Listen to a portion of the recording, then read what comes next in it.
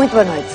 Vamos hoje lembrar os feitos heroicos de Vasco da Gama, o último dos 10 finalistas de Os Grandes Portugueses, sempre por ordem alfabética, claro. Como todos sabem, Vasco da Gama descobriu o caminho marítimo para a Índia, ajudando a transformar Portugal, como outros descobridores antes dele, de uma pequena nação periférica no país que iniciou a globalização muito antes de a palavra ser utilizada com o sentido que hoje lhe damos. Mas muitos não saberão ou não estarão já recordados das difíceis circunstâncias em que, há 5 séculos atrás, tais viagens se faziam. Nem tão pouco das várias missões de que o capitão-mor da frota estava imbuído, desde logo ser embaixador do rei de Portugal, junto de quem mandava nos remotos territórios a que chegavam os nossos navios. E é justamente uma diplomata de carreira que, ao serviço de Portugal, tem percorrido também ela terras longínquas, quem vai falar-nos daquele que é para si o maior português de sempre, a embaixadora Ana Gomes. Nascido em Sines, de uma família ligada à Ordem de Santiago, Vasco da Gama, desde muito jovem, esteve ao serviço da corte, defendendo os interesses da coroa portuguesa no meio que ele melhor conhecia, o mar. Mas quando, aos 28 anos, no reinado de Dom Manuel I, parte com 4 naves para a descoberta do caminho marítimo para a Índia, vai imbuído também do espírito das cruzadas de que o monarca português comungava. Ao contribuir de forma decisiva para a construção do Império Ultramarino Português, que chegará aos confins da Ásia Oriental, Gama pôs em ligação e em intercâmbio gentes, produtos, costumes, culturas e línguas de todo o mundo, abrindo caminho no século XV ao mundo global em que hoje vivemos. Mas não o fez, e tal não poderia ser feito sem a prática de atos brutais que, naturalmente, têm de ser vistos e analisados à luz da época. Esses excessos são referidos no nosso documentário, mas não tiram ao grande descobridor o mérito de ser um dos portugueses que contribuíram de forma inequívoca para mudar o curso do mundo. Com guião e realização de Artur Ribeiro e produção de Vasco Napoleão, Ana Gomes explica-nos as razões que a levam a considerar Vasco da Gama o maior português de sempre.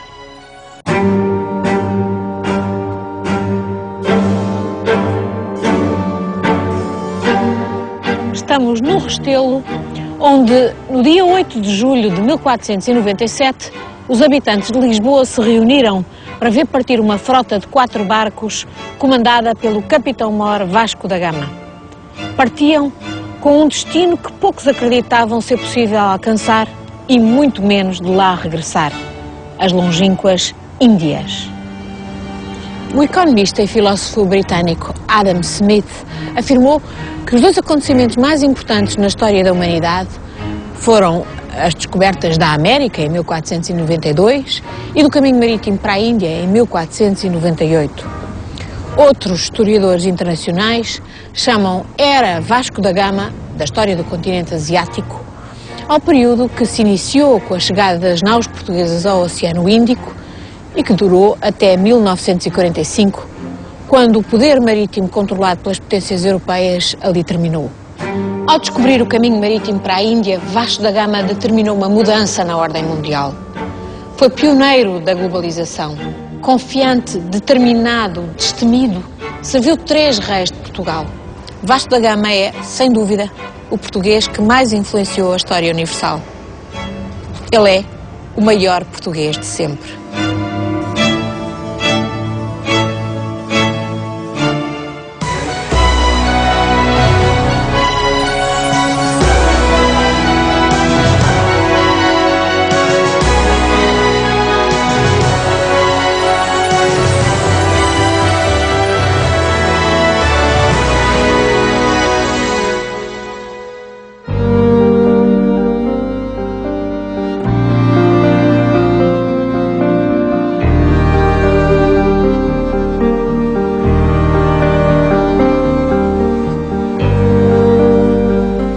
Sines, onde quer que se esteja pode ouvir-se o mar. Nesta terra nasceu Vasco da Gama em 1469. Aqui cresceu, embalado pelo som das ondas, ouvindo lendas antigas da Reconquista e convivendo com as populações mouriscas que ficaram e que deixaram grande influência no sul de Portugal. Sines era já então um porto muito importante. E com o comércio ao largo da costa até ao Algarve, abundava a pirataria. Batalhas navais contra corsários franceses e mouros faziam parte do dia-a-dia das populações desta costa. Na sua juventude, Vasco da Gama deve ter participado em muitas destas disputas, porque mais tarde, na Índia, viria a revelar profundo conhecimento das táticas de corso.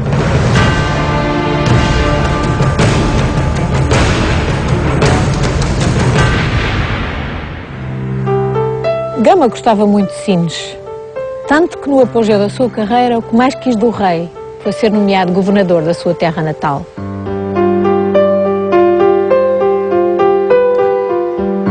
O pai de Vasco da Gama era alcaide de Sines. A família estava ligada à Ordem de Santiago.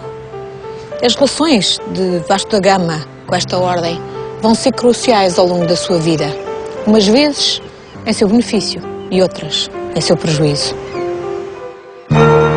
Talvez por estar ligado a esta ordem e devido ao prestígio da sua família, Vasco da Gama estava desde jovem ao serviço da corte de Dom João II.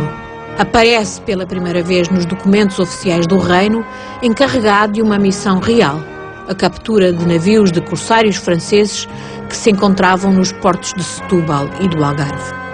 Com a chegada de Dom Manuel I ao trono, em 1495, a política de expansão ultramarina assume o desígnio messiânico de um império universal. Dom Manuel está imbuído do espírito das cruzadas. Estimulado pelos relatos acerca dos reinos cristãos do Oriente, sonha com alianças e conquistas que levem à libertação de Jerusalém do domínio muçulmano. Estamos no Castelo de Montemoro Novo e aqui por trás está o local onde estava a corte em 1497, quando o rei investiu Vasco da Gama como comandante da frota com a missão de chegar à Índia pela via marítima. Vasco da Gama tinha então apenas 28 anos de idade. Mais do que nomear um capitão-mor experiente, Dom Manuel estava a fazer uma escolha de caráter político. A experiência dos mares estava assegurada pelos pilotos que partiriam com Gama.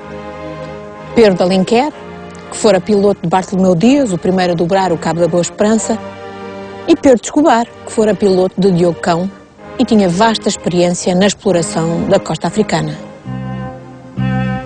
Mas a Vasco da Gama, Dom Manuel atribui também funções de embaixador, enviando com ele cartas para o rei de Calcute, propondo-lhe uma aliança política e comercial com Portugal. Vasco da Gama não será, assim, apenas um navegador, apesar do feito marítimo que lhe perpetua a memória. Ele inaugurou uma nova época de expansão que assegurará aos portugueses o domínio dos mares do Índico e do importante comércio que por lá se faz. Vasco da Gama iniciou um verdadeiro império ultramarino que chegará aos confins da Ásia Oriental. E fez muito mais. Ele pôs em ligação e intercâmbio gentes, produtos, costumes, culturas, línguas de todo o mundo. Em resumo, ele abriu caminho para o mundo globalizado em que hoje vivemos. Aqui temos a imagem do arcanjo São Rafael, que adornava a proa da nau com o mesmo nome, que seguiu nessa primeira viagem à Índia.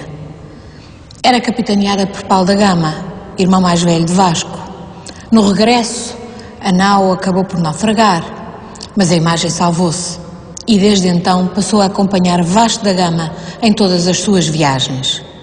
Mas comecemos pela primeira.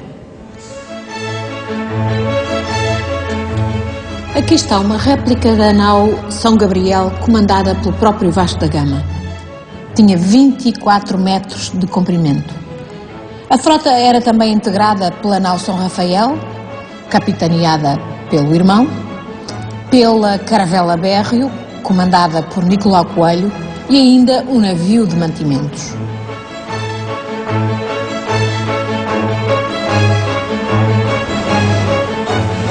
A frota de Vasco da Gama sai do Restelo acompanhada pela caravela de Bartolomeu Dias.